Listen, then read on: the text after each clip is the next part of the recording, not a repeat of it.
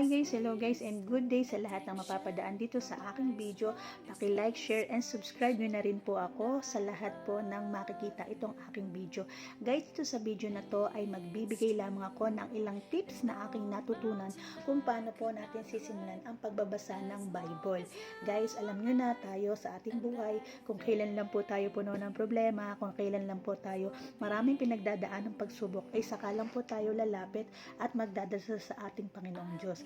Kaya ito ay isang babala sa mga success na sa buhay, sa mga nasa magandang kalagayan ngayon, na kahit po tayo ay nasa ganitong sitwasyon, wag pa rin po natin kalimutan ang magbasa ng Biblia. Aking natutunan na ang pagbabasa po ng Biblia ay isang halimbawa ng iyong pananggalang sa lahat ng dinadala at sa lahat ng pagsubok na dumarating sa buhay. Tulad nga po ng nasusulat na ito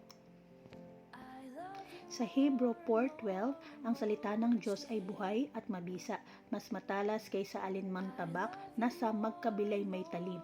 Ito'y tumatagos maging sa kaibuturan ng kaluluwa at espiritu, ng mga kasukasuhan at buto, at nakakaalam ng mga iniisip at binabalak ng puso. At kung naaalala nyo, nung si Jesus ay tinukso ni Satanas sa mga bagay na kanyang inanyayaan ngunit kanyang tinanggihan, sinabi ni Jesus sa talatang ito sa Matthew 4:4, "Ngunit sumagot si Jesus, nasusulat, hindi lamang sa tinapay na bubuhay ang tao, kundi sa bawat salitang nagmumula sa bibig ng Diyos." Ito ay isa lamang na nag-aanyaya sa atin kung gaano kahalaga ang Biblia sa ating buhay.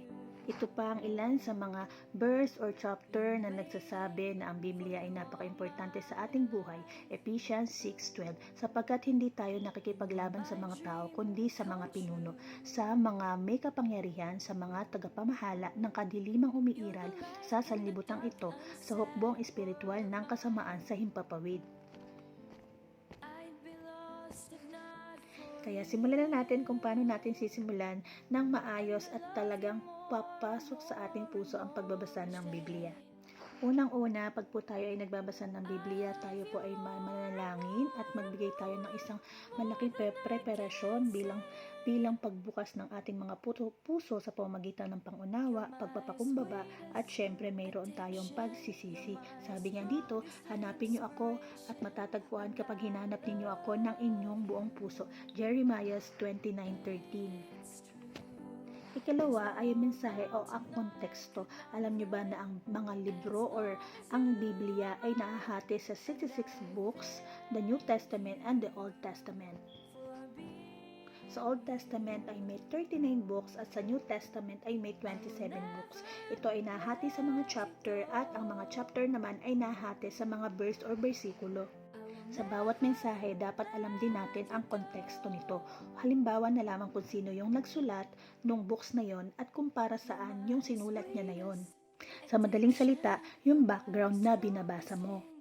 Dito rin natin matatagpuan ang mga patungkol sa kasalanan, ang promise of God, at syempre yung Christ command. Kaya guys, ito basahin natin ang John 3:16.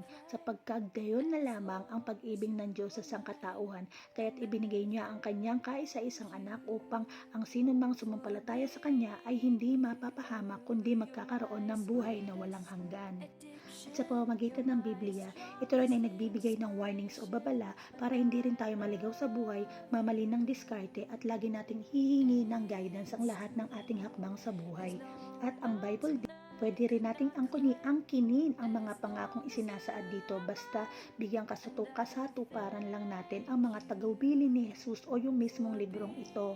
At panghuli, kung nabasa mo ng buong mensahe sa Biblia, ay itong application mo sa buhay mo sa mga nabasa or sa buod na mensahe na nakuha mo sa Biblia. Matapos mo itong matutunan, pagka ikaw ay matatapos na magbasa ng Biblia, palagi pa rin po tayong manalangin sa pagtatapos na ito. Sana po may natutunan po kayo at kung meron po, i-share nyo rin po ito para sa mga tulad nating mga beginners na nais pong isapuso at simulan ng pagbabasa ng Bible. Yun lang at maraming salamat!